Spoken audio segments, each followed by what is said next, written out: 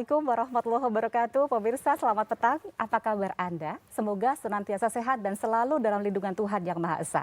Inilah program Jatim Bangkit, sebuah program yang kami persembahkan untuk menumbuhkan optimisme kepada kita semua agar bisa terbebas dari masa-masa sulit akibat COVID.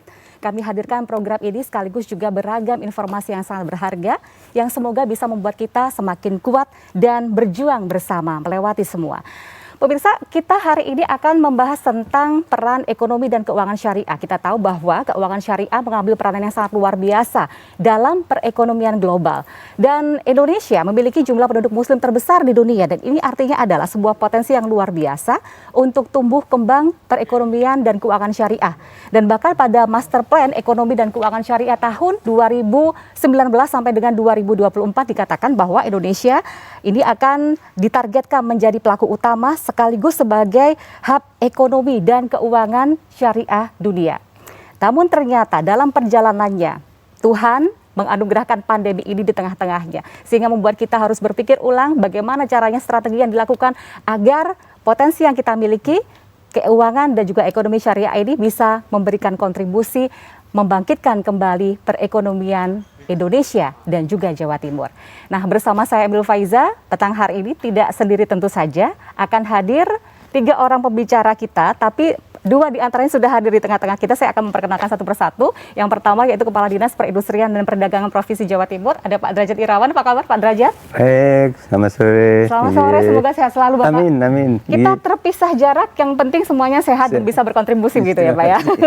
Salam sehat. Salam sehat. Nah, selain Pak Derajat, di samping Pak Derajat juga sudah hadir. Beliau merupakan Direktur Utama Bank Jatim, Pak Busrul Iman. Assalamualaikum Pak Busrul, apa kabar? Waalaikumsalam warahmatullahi wabarakatuh. Wah, senang sekali di antara kesibukan dengan beragam programnya Bank Jatim, Bapak berkenan hadir petang hari ini. Alhamdulillah. Iya, Tapi izinkan saya ke Pak Derajat Irawan dulu ya. Tapi silakan. sebagai informasi juga pemirsa nanti juga akan hadir di tengah-tengah kita Kepala Kantor Perwakilan Bank Indonesia Provinsi Jawa Timur, Pak Divi Ahmad Johansyah. Tapi sebelum kepada para pembicara, kita akan saksikan terlebih dahulu sebuah tayangan berikut ini.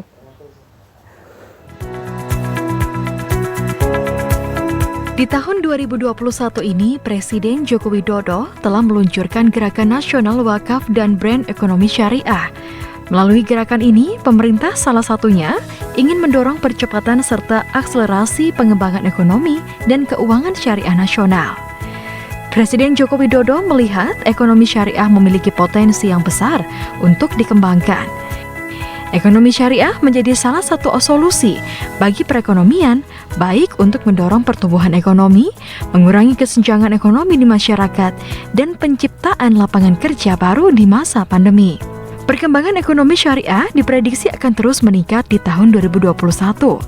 Ekonomi syariah diproyeksi akan tumbuh positif, baik dari sektor real syariah, perbankan syariah maupun lembaga keuangan secara sosial berupa zakat, wakaf, infak, dan sedekah. Awal mula dari virus corona 19 ini kan adalah dari Wuhan ya, yang sebagian besar masyarakat tahu itu awalnya adalah dari hewan kan gitu ya, di sana yang kotor gitu ya, dan sebenarnya ini adalah momentum untuk menyadarkan bahwa sebenarnya kehalalan itu begitu penting gitu ya, dan ini juga menjadi satu peluang sebenarnya bagi ekonomi syariah, terutama sekali adalah di halal food gitu ya. Ekspor maupun impor itu terganggu karena adanya pandemi ini ya, maka semestinya ini menjadi peluang bagi ekonomi Indonesia gitu ya, untuk memaksimalkan bagaimana memproduksi produk-produk kebutuhan masyarakat itu dari dalam negeri gitu. Begitu juga sektor-sektor yang lain seperti misalnya halal fashion, kemudian halal kosmetik dan farmasi misalnya ya, ini juga karena kita memiliki penduduk muslim yang sangat besar, ini kesempatan jangan sampai kita hanya menjadi pasar saja, tapi ini juga kita menjadi produsen. Pakar ekonomi syariah dari Universitas Islam Negeri Surabaya ini optimis, meskipun tekanan ekonomi dan ketidakpastian global masih sangat tinggi, ekonomi syariah mampu menyumbangkan kontribusi yang positif terhadap perekonomian nasional, termasuk di Jawa Timur. Hal ini terbukti selama pandemi COVID-19 yang terjadi sejak awal tahun 2020, perkembangan ekonomi syariah bisa menunjukkan kinerja yang sangat baik.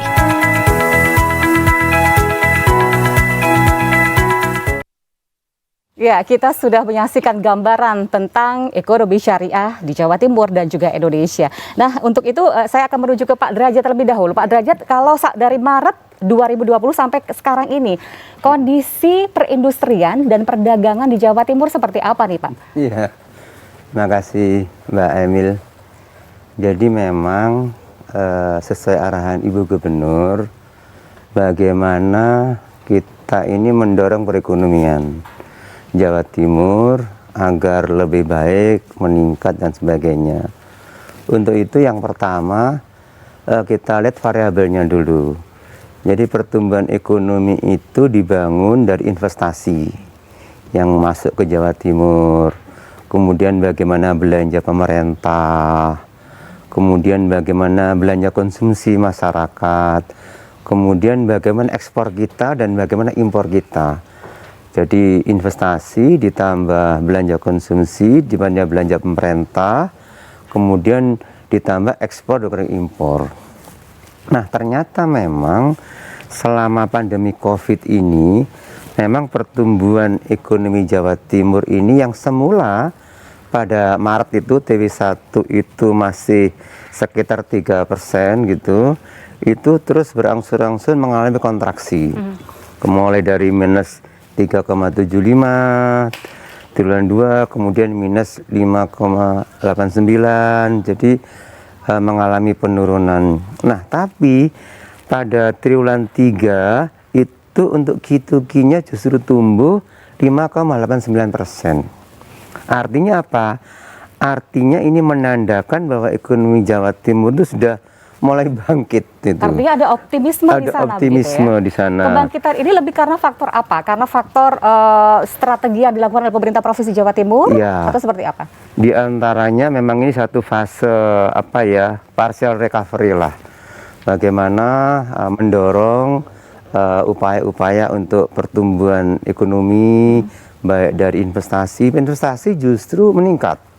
Investasi meningkat gitu ya? Artinya ICOR-nya rendah ya, berarti mendorong untuk investasi ke Jawa Timur. Jadi ini mengindikasikan, jadi sesuai dengan arahan Ibu Gubernur, bagaimana ekspor juga meningkat. Meningkat. Jadi ini neraca perdagangan kita itu justru banyak ekspornya. Walaupun itu juga ada keterlambatan impor ya, tapi menunjukkan satu peningkatan sehingga di Jawa Timur itu termasuk yang tertinggi sumbangannya kepada PDB nasional. Jadi kalau untuk produk halal sendiri bagaimana? Apakah juga mengalami peningkatan juga seperti halnya yang lainnya? Untuk produk halal ini juga menjadi bagian yang penting. Yang pertama adalah memang produk halal itu adalah sebuah ekosistem. Jadi yang dimaksud produk halal itu adalah komoditi-komoditi yang termasuk mamin, kemudian fashion, itu termasuk yang terkait dengan halal. Nah, ternyata memang untuk menuju ke produk halal ini sebetulnya peluang yang bagus. Karena pertama, memang masyarakat muslimnya banyak, pasarnya besar, tapi memang perlu dilakukan dengan lebih komprehensif. Artinya yang pertama ditinjau dari entitasnya dulu. Itu memang cukup besar. Industri mamin di Jawa Timur itu hampir sekitar 479.000. Berarti entitas maminnya itu besar. Sementara sampai hari ini yang bersertifikat halal itu baru 2.000. Nah, ini pekerjaan rumah tersendiri begitu ya. Kita nanti akan ngobrol bersama-sama lagi dan nanti saya juga akan kedatangan tamu yang istimewa. Beliau adalah Pak Divi Ahmad Johansyah. Tapi kita harus break sejenak, Bapak-bapak. Kami akan segera kembali pemirsa. Jangan kemana-mana. Kami hadir usai pariwara.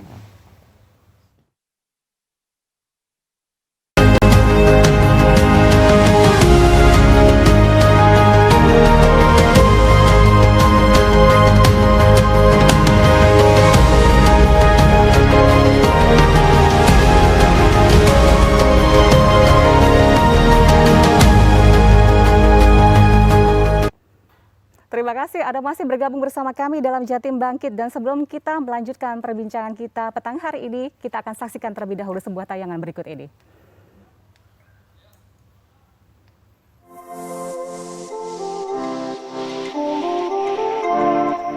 Di kuartal keempat tahun 2020, Wakil Gubernur Jawa Timur Emil Elistianto Dardak dalam sebuah forum pernah menyampaikan bahwa kinerja perbankan syariah di Jawa Timur selama tahun 2020 masih perlu dioptimalkan. Padahal, pangsa pasar keuangan syariah di Jawa Timur terus meningkat.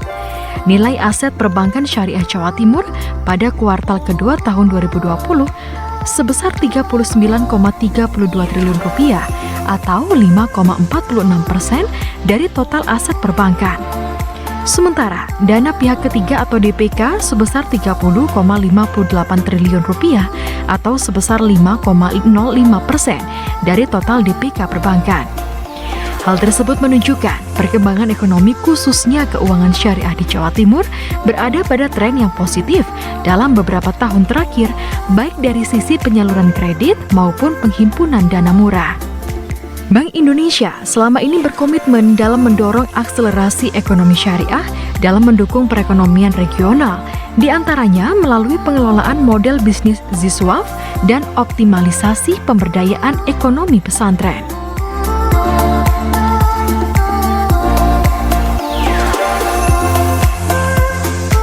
Di antara beragam tantangan dan masalah yang sedang kita hadapi akibat pandemi, ternyata ada begitu banyak cahaya, ada begitu banyak harapan dan optimisme yang bisa kita sambut bersama-sama dengan saling berkolaborasi satu dengan yang lain. Dan seperti janji saya tadi bahwa petang hari ini saya pun juga kehadiran sosok yang luar biasa.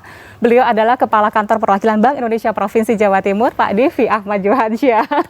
Apa kabar Pak Divi? Alhamdulillah, insya Allah. Semoga kita semua sehat terus. Semoga sehat terus ya. Ya, amin. Pak Divi, tadi kita sempat melihat banyak sekali informasi yang sangat luar biasa. Termasuk tadi Pak Derajat menyampaikan bahwa nilai investasi justru meningkat, ekspor pun meningkat, dan juga informasi-informasi yang menunjukkan tren positif begitu pada perekonomian Jawa Timur utamanya.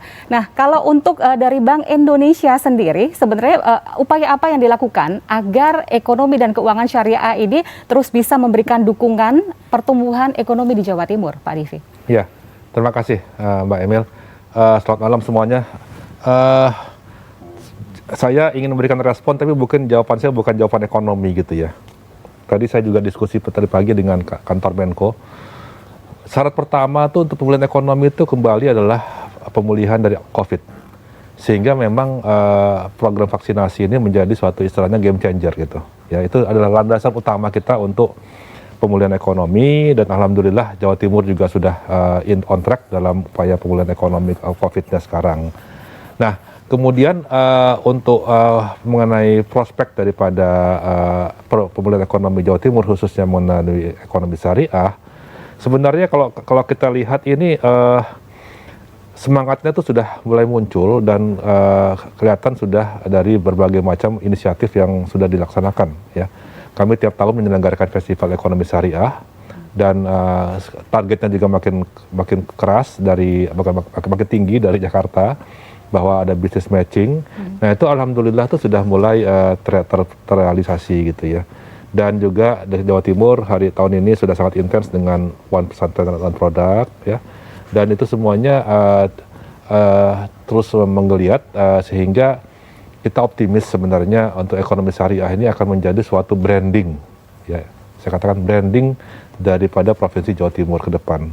Jadi saya sangat mendukung visi daripada Ibu Gubernur bahwa ekonomi syariah ini akan menjadi salah satu kunci untuk pertumbuhan ekonomi Jawa Timur ke depan. Saya katakan kunci, kenapa? Karena Jawa Timur saya akan sangat yakin pulih dalam waktu dekat, insya Allah. Ya, jadi kita meramalkan itu gara-gara COVID ini pertumbuhannya adalah V-shape gitu ya. Tapi kembali ke normalnya Jawa Timur itu, kalau menurut saya mungkin tidak akan terlalu tinggi dan akan sama kembali dengan pola-pola sebelumnya sekitar 5,4 sampai 5,6%. Kita bangga, kita lebih tinggi dari nasional, ya. Tapi apakah itu cukup? Sehingga butuh terobosan baru sebenarnya. Nah, terobosan baru itu sedang digarap kami dengan Pemprov, agar Jawa Timur punya mesin-mesin pertumbuhan baru. Mesin pertumbuhan baru itu seperti apa? Satu adalah ekonomi syariah, ya. Kedua adalah pariwisata, dan tiga adalah pengembangan UMKM. Nanti itu yang sedang kita dorong tahun ini. Nah, berbicara tentang terobosan baru, Bank Jatim ini punya banyak sekali produk yang terkait dengan syariah begitu ya. Kalau dalam menghadapi pandemi ini sendiri, adakah mungkin inovasi khusus yang sudah dilakukan oleh Bank Jatim atau strategi khusus yang dilakukan seperti apa nih Pak Busro? Baik, terima kasih Mbak Emil ya. Keberadaan unit usaha syariah Bank Jatim ya di tengah pandemi COVID, alhamdulillah pada periode tahun yang lalu itu baik di sisi pinjaman atau pembiayaan, kemudian di dana pihak ketiga, termasuk bagaimana pertumbuhan aset dan laba rugi, itu menunjukkan pertumbuhan positif, bahkan double digit. Artinya bahwa bisnis syariah ini cukup resilience menghadapi situasi pandemi COVID ini.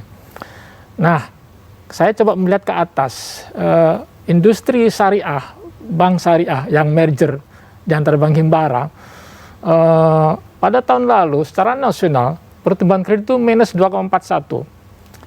Bank Himbara tumbuh 0, sekian. BPD nasional tumbuh 5,5 sekian persen. Syariah tumbuh sekitar 8%. Nah, UUS Bank Jatim melebihi itu. Kalau kita lihat bahwa itu semua terletak kepada terutama bank daerah ataupun syariah itu di portofolionya. Portofolio industri bank syariah lebih kepada industri retail, kemudian kepada consumer. Nah, kekuatan di situ itu yang cukup kuat dalam menghadapi situasi COVID ini. Nah, berangkat dari situasi ini, dan di tahun ini kebijakan dari OJK yang tetap prioritas kepada penyelamatan ekonomi nasional, kemudian juga dalam upaya berbagai simulasi, maka mau nggak mau ini kesempatan atau momentum yang bagus bagi Bank Jatim untuk mengembangkan syariah, termasuk mengembangkan bauran produk-produk yang selama ini ada. Kalau ketertarikan masyarakat sendiri bagaimana Pak? Mengingat literasi masyarakat terhadap keuangan syariah itu juga masih harus digenjot lagi. Betul. Permasalahan syariah dari dulu sampai sekarang sudah menjadi lebih sedikit. Mulai dari bagaimana penerapan prinsip syariah lebih kafah lagi di dalam produk-produk mereka. Kemudian bagaimana pengembangan human capitalnya, bagaimana transformasi teknologinya, itu juga termasuk di sini adalah bagaimana untuk mengembangkan produk-produk yang ada. Mau nggak mau ke depan memang bank syariah harus mulai menyesuaikan perubahan-perubahan itu ke depannya. Demikian, Pak. Ya, kalau sampai sekarang, kalau dari Pak Divi sendiri, bagaimana untuk bisa menumbuhkan literasi masyarakat terhadap ekonomi keuangan syariah lebih tepatnya, agar mereka semakin tertarik dengan produk-produk syariah dan ini menjadi potensi yang luar biasa bagi kita untuk bertahan. Ya. Sebenarnya kalau kita lihat perkembangan 5 tahun terakhir itu ekonomi perbankan syariah itu cukup sangat luar biasa sebenarnya ya. Dulu terus terang ada kritik daripada masyarakat terhadap perbankan syariah yang ingin menggunakan jasa-jasa perbankan syariah adalah jasa pelayanannya tidak seperti bank-bank konvensional. Sekarang kita lihat hampir semua bank syariah sudah punya mobile banking. Kita bisa mewakafkan uang kita cukup dengan mobile banking. Ya, saya rasa Bank Jatim juga sudah punya. Itu adalah modal besar untuk menarik minat masyarakat yang sudah punya keinginan tapi belum terrealisir, gitu ya. Nah, itu ditambah lagi sekarang makin banyak masyarakat yang juga sudah mulai teredukasi mengenai ekonomi syariah. Jadi gerakan ekonomi syariah itu tidak hanya kita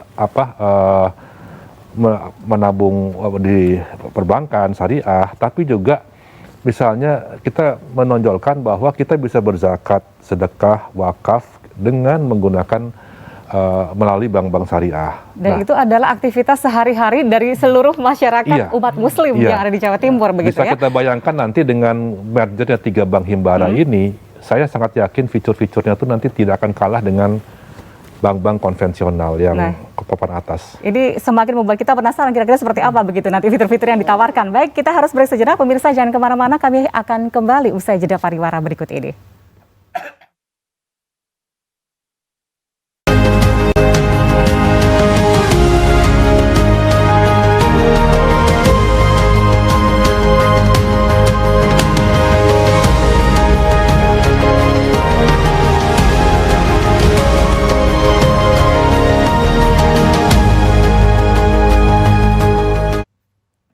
Senang sekali Anda petang hari ini masih bergabung bersama kami pemirsa dalam program Jatim Bangkit. Dan sebelum melanjutkan perbincangan kita akan saksikan sebuah tayangan berikut ini.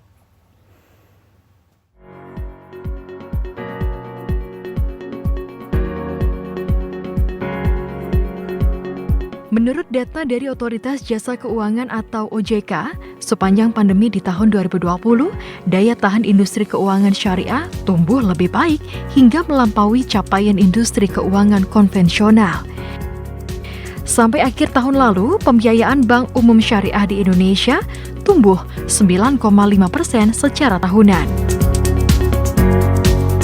Industri keuangan syariah memiliki potensi besar dalam pemulihan ekonomi nasional karena mengandung nilai-nilai solidaritas, bermanfaat, adil, kolaboratif, serta bertujuan mengurangi ketimpangan sosial. Beberapa solusi produk untuk mengatasi krisis termasuk melalui instrumen zakat, infak, sedekah, dan wakaf telah ditawarkan oleh sejumlah industri perbankan syariah di tanah air, salah satunya Bank Jatim. Bank Jatim melalui Bank Jatim Syariah telah meluncurkan beberapa produk yang sesuai dengan prinsip syariah. Bahkan demi menyiasati pandemi, di awal tahun ini Bank Jatim Syariah juga telah meluncurkan aplikasi wakaf IB Barokah. Inovasi di bidang digital ini memudahkan nasabah untuk melakukan transaksi wakaf. Inovasi-inovasi yang dilakukan tentunya untuk mendukung program Gerakan Nasional Wakaf Uang dan Brand Ekonomi Syariah yang diluncurkan Presiden Joko Widodo di akhir Januari lalu.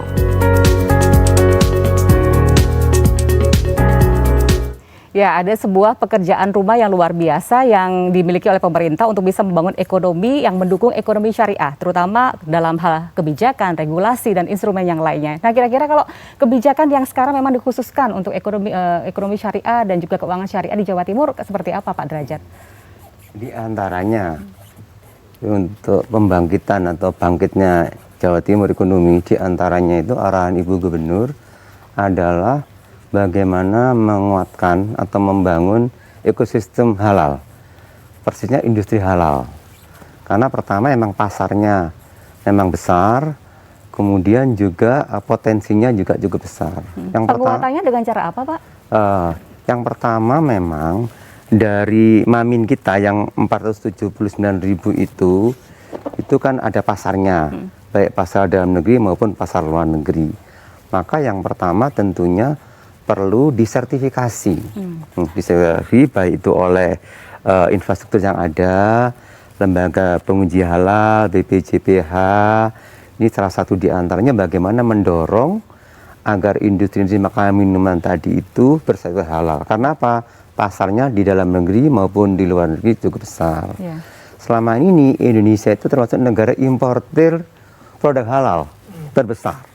Sementara eksportir produk halal terbesar itu Brazil justru. Yeah. Nah, Ibu Gubernur ingin mendorong bagaimana Jawa Timur ini yang memulai menjadi satu sentra produk halal. Yang pertama. Yang kedua bahwa juga disiapkan infrastruktur kawasan industri halal. Bagaimana kemudian IKM-IKM itu bisa masuk ke kawasan dan kemudian menjadi satu pengelola halal, keluarnya produk halal di antaranya. Kawasan ini dalam artian adalah sebuah area atau tempat tertentu atau sebuah komunitas tertentu begitu Pak? Yang sudah existing ini memang kawasan tertentu. Di Sidoarjo ada satu kawasan Safe and Lock namanya, itu memang disiapkan 148 hektar. Ini private ya, private sektor, dengan harapan nanti tentu saja mempercepat produk-produk halal ketika masuk di industri halal, terutama untuk IKM. Untuk industri besar mungkin bisa mandiri. Yang kedua juga Ibu Gubernur akan mendorong membuat seedaran bagaimana kemudian di 38 kabupaten itu ada sentra-sentra halal yang mendampingi IKM-IKM, yang mendampingi UKM-UKM juga bagaimana sertifikat halal. Ini salah satunya. Karena apa? Karena regulasinya jelas, diatur dalam undang-undang tentang jaminan halal, Undang-Undang 33. Kemudian PP-nya juga jelas, sehingga nanti ini ada satu ekosistem yang luar biasa, terutama juga terhadap dukungan pemerintah, baik APBD, APBN maupun dari BUMN, karena juga diatur di Undang-Undang Cipta Lapangan Kerja. Sehingga secara ekosistem regulasinya jelas, kemudian fasilitasi fiskalnya juga jelas, kemudian didorong ada kawasan-kawasan, kemudian ada sentra-sentra halal, dan juga melibatkan beberapa perguruan tinggi. Hari ini sudah 13 perguruan tinggi, termasuk ITS, untuk pusat kajian halal. Ada juga yang pondok pesantren juga melaksanakan tugas-tugas pendampingan halal. Dan pada gilirannya juga amanah undang-undang ini itu akan menjadi kewajiban agar barang yang beredar di Indonesia itu harus wajib halal. Kalau untuk barang-barang selain Mamin tadi, apalagi yang potensial yang tetap bertahan punya daya tahan tinggi di kala pandemi seperti sekarang? Yang diatur itu makanan minuman, kosmetika, dan obat-obatan. Sehingga nanti itu juga ada pengawasannya nanti, pertama dari BPHCH, yang kedua diatur juga di Undang-Undang Perdagangan nomor 7 tahun 2015 dan Undang-Undang Perlindungan Konsumen, Undang-Undang 8 tahun 99. Sehingga ini satu sistem yang terintegrasi. Saya kira ini Jawa Timur akan menjadi insya Allah yang pertama lah yang mengembangkan satu pusat pengembangan halal, karena entitasnya jelas, karena di Jawa Timur ini pertumbuhan ekonomi ini dari industrinya itu sumbangannya 30% lebih. Itu dari makanan minuman. Baik. Dan tersebar di seluruh Jawa Timur, selalu ada sentra-sentra makanan minuman. Sehingga diharapkan ini akan menjadi satu pendorong ya halal, karena kawasannya existing ada, kemudian tinggal menambah beberapa lembaga penguji halal. Sekarang baru LPP POM MUI, Sukovindo, dan Survey Indonesia. Mudah-mudahan bisa ditambah lagi, kemudian memperbanyak juleha. Apa itu? Juleha itu juru sembelih halal. Juru sembelih halal. Oh, juru sembelih halal. Karena daging maupun ayam itu sejak dari penyembelihan itu harus halal. Saya pikir tadi temannya Pak Divi dari Juleha. Ya, melihat kebijakan dari Pemprov Jatim nih Pak Divi, apa agar bisa beriring begitu ya dengan Bank Indonesia Provinsi Jawa Timur, apa yang dilakukan oleh BI dan bagaimana sinkronisasi antara Pemprov Jatim dengan Kantor Perwakilan Bank Indonesia Provinsi Jawa Timur? Ya, sinkronisasi dan sinergi itu sudah lama kita lakukan ya. Jadi di awal-awalnya OPOP ya, terus kemudian juga edukasi keuangan syariah. Nah sekarang dengan tahun lalu juga Juleha ya, sertifikasi halal ya. Nah yang kita dukung sekarang adalah pengembangan infrastruktur, karena memang tadi disampaikan oleh Pak Derajat, dari begitu banyaknya makanan minuman mungkin hanya nggak sampai 5% sekarang yang tersertifikasi halal. Sementara kebutuhan UMKM itu ingin sekali dapat sertifikasi halal. Nah, yang kemarin kita rumuskan adalah mudah-mudahan nanti di tiap kabupaten itu punya sentra-sentra halal, sehingga bagi usahawan nanti untuk memperoleh sertifikasi halal itu tidak terlalu sulit. Kendalanya apa sih Pak selama ini sehingga mereka sulit mendapatkan sertifikat halal Pak? Satu adalah masalah dokumentasi, karena sebenarnya halal itu gini, ini satu poin yang sangat penting saya katakan, bahwa sekarang ada tren sebenarnya ke arah halal di seluruh dunia. Kenapa? Karena orang suka butuh asal-usul sekarang, asal-usul barang dan kebersihan dan untuk menjaga kesehatan. Itu prinsip itu sama dengan halal dan thayyibah gitu ya. Nah, jadi yang kesulitan sekarang ini adalah dalam melakukan proses verifikasi, misalnya asal-usul bahan bakunya, ayamnya tadi Juleha. Kita lakukan pelatihan karena kadang-kadang kita terus terang kita nggak tahu apakah ayam itu disembelihnya seperti apa. Jadi ingin sampaikan juga dalam kesempatan ini bahwa menyembelih ayam pun juga ada caranya. Ya, saya bukan ahli soal agama, tapi kalau misalnya ayam disembelih langsung dimasukin tanpa belum mati langsung masukin ke air panas, itu udah nggak halal gitu ya.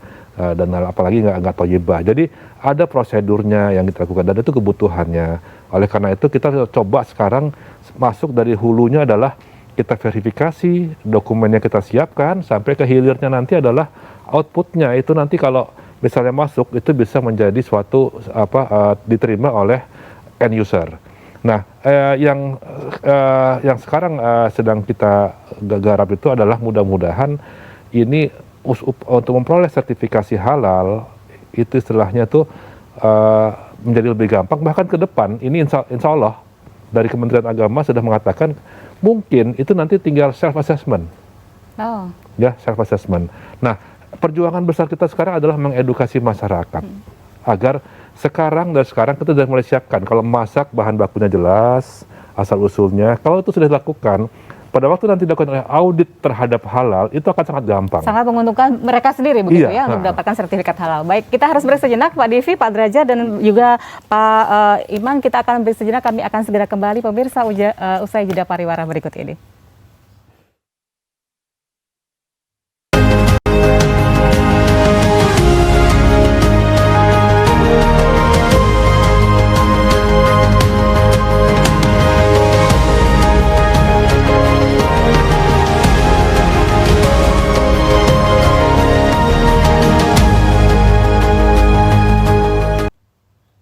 Kebutuhan masyarakat Jawa Timur, Indonesia bahkan dunia akan produk-produk halal semakin hari semakin meningkat karena kesadaran akan produk yang halalan, toyiban begitu ya. Dan ternyata tadi tidak hanya sekedar makanan minuman, tapi juga ada wisata halal juga ada begitu ya, yang ini membuat sebuah optimisme tersendiri bagi kita semua di berbagai sektor. Tapi kalau terkait dengan bagaimana upaya yang dilakukan oleh segenap stakeholder untuk bisa mendongkrak kesadaran akan pentingnya menggunakan produk yang halal, termasuk juga keuangan syariah begitu ya. Nah, ini seperti apa yang dilakukan oleh Bank Jatim, Pak? Karena kalau tadi sempat dikatakan kalau perbankan syariah itu kayaknya fasilitasnya tidak selengkap dan secanggih perbankan konvensional misalnya. Selain dari sisi fasilitas, apalagi yang dilakukan untuk menarik ketertarikan mereka terhadap produk-produk halal atau syariah tadi, Pak? Baik, memang ini momentum yang bagus ya untuk menumbuhkan sektor ekonomi syariah maupun keuangan syariah,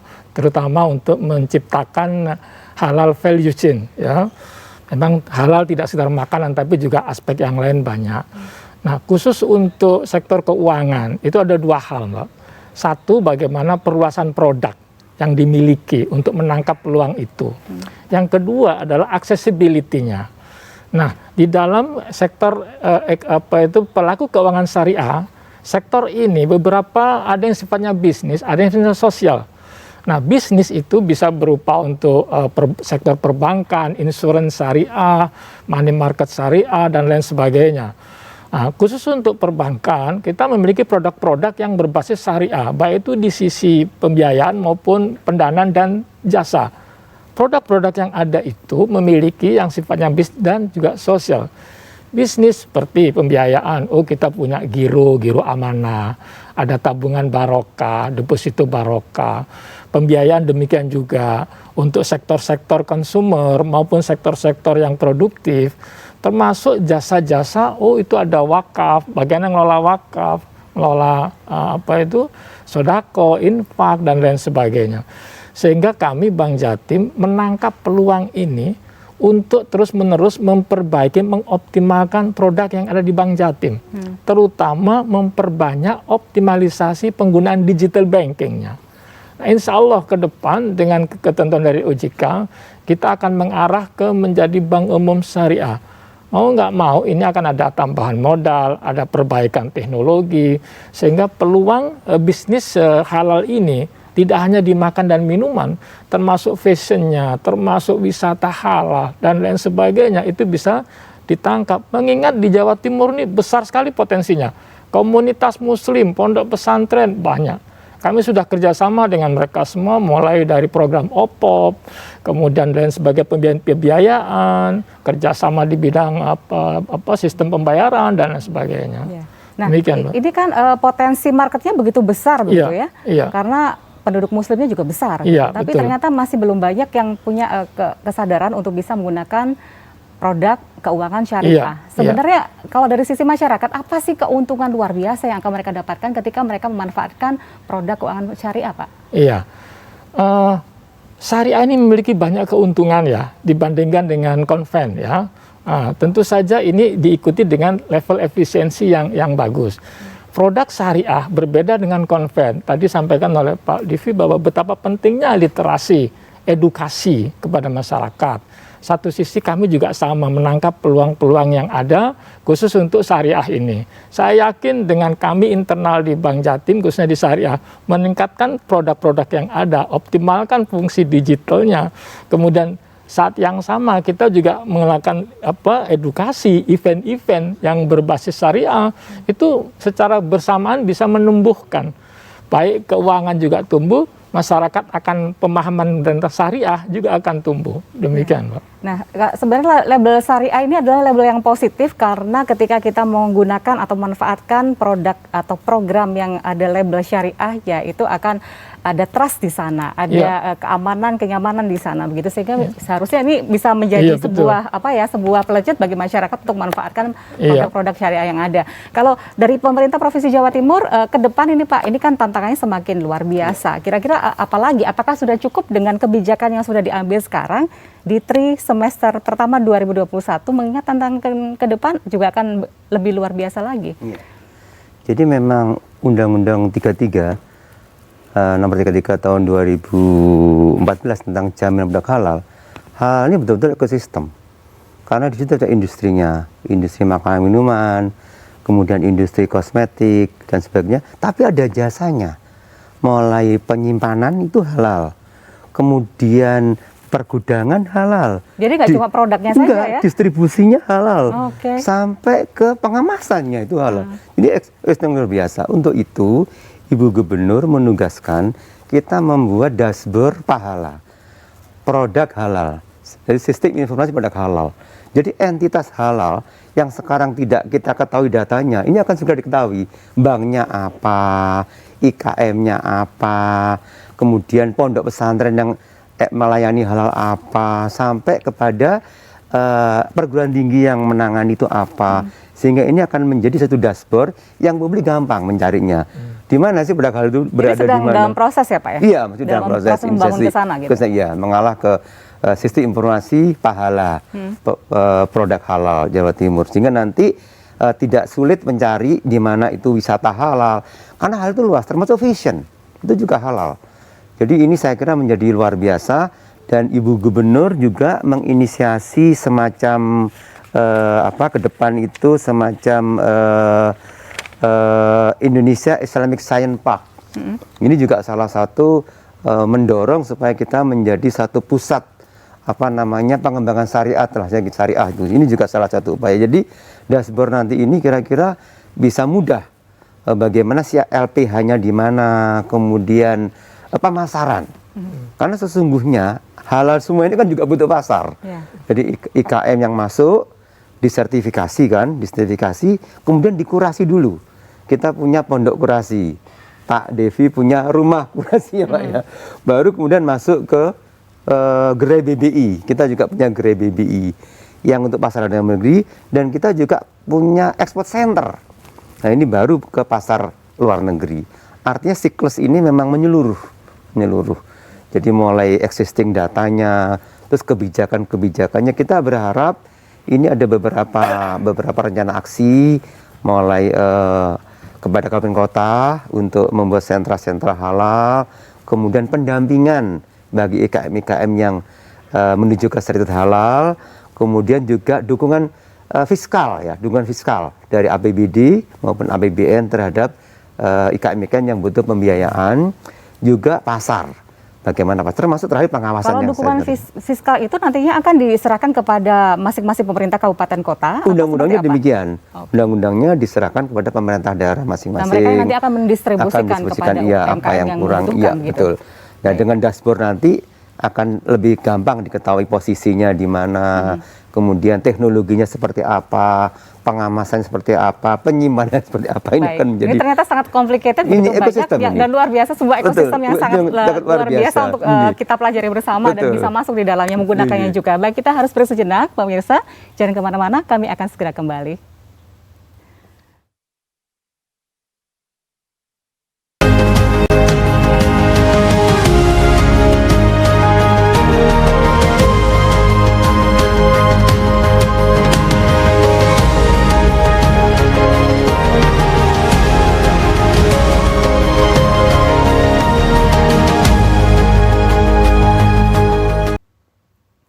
Kantor Perwakilan Bank Indonesia Provinsi Jawa Timur tak henti-hentinya melakukan upaya edukasi dan sosialisasi terkait dengan ekonomi dan keuangan syariah. Banyak sekali program-program dan event yang diselenggarakan oleh Kantor Perwakilan Bank Indonesia Provinsi Jawa Timur, begitu terkait dengan ekonomi dan juga keuangan syariah.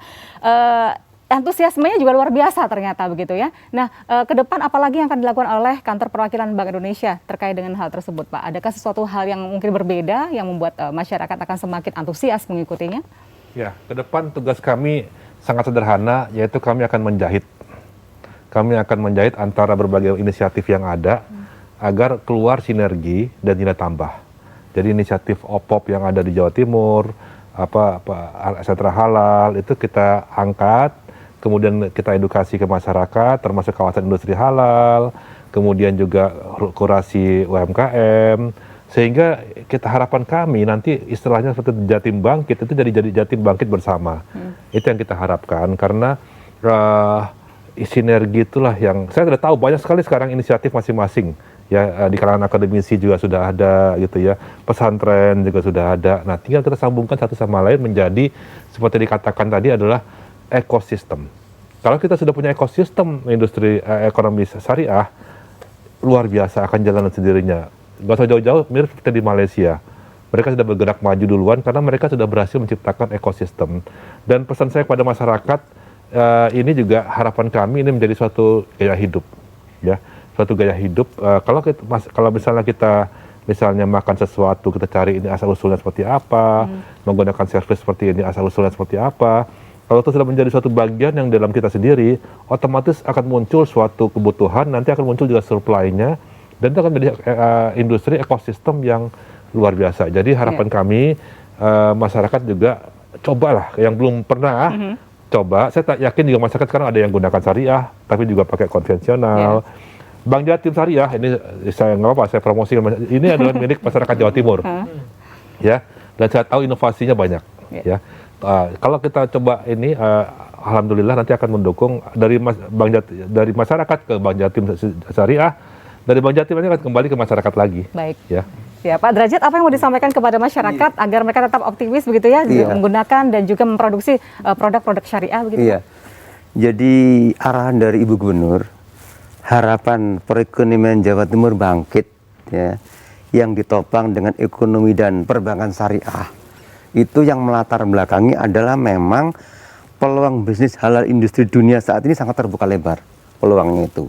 Untuk itu sekurang-kurangnya ada dua. Yang pertama, potensi Indonesia sebagai pasar Muslim consumer terbesar, maka perlu dioptimalkan dengan mendorong Indonesia menjadi produsen produk halal.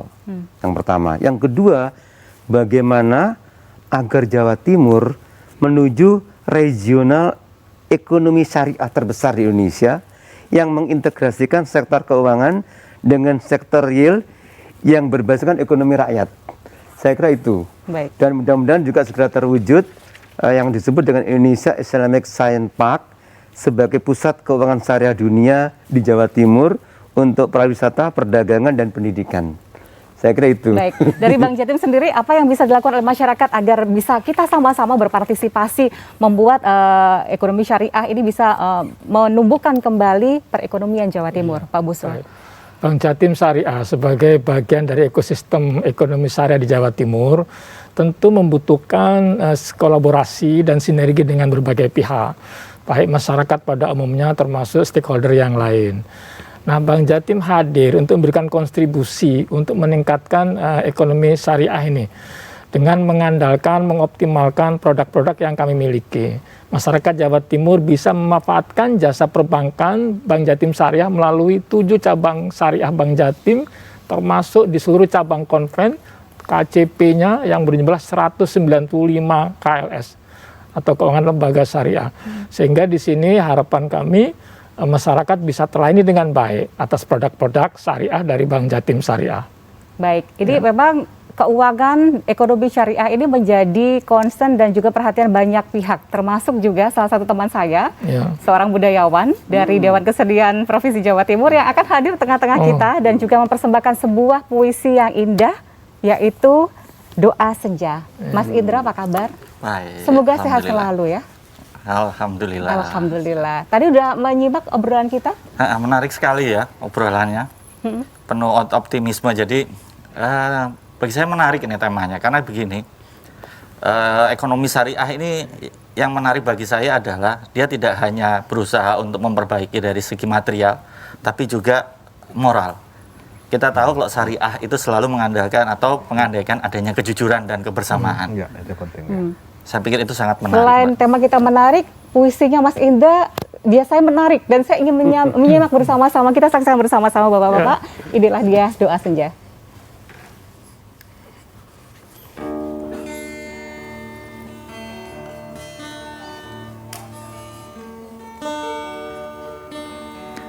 Senja adalah doa.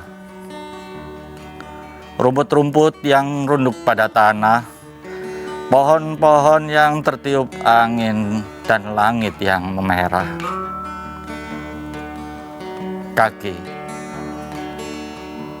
Kaki yang menjejak tanah adalah doa. Kala senja, kala senja. Kebangkitan adalah jalan yang harus ditempuh.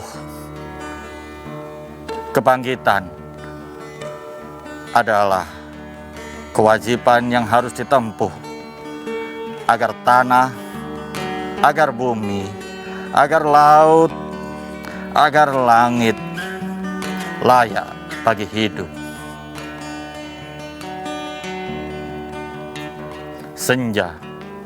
Senja adalah doa. Doa yang diwakafkan oleh langit pada tanah, pada semesta.